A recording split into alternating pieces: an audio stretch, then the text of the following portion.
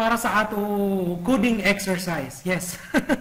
Every example ni Sir Jai coding exercise para mapugos ka ang iba na activity exercise ug mangita sa discussion ni Sir. Kay kung dili mangita sa discussion ni Sir, grabe ka lisod himuon ang coding exercise. Okay. So, coding exercise kani para sa input. Okay? Input.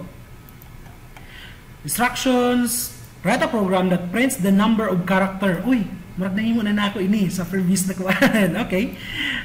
User's name, you might use Google or need Google for the function to calculate the length of the string. Okay?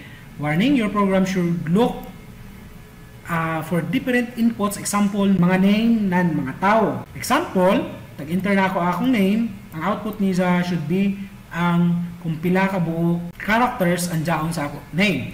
Next sa tag-enter na ako ang name sa akong asawa.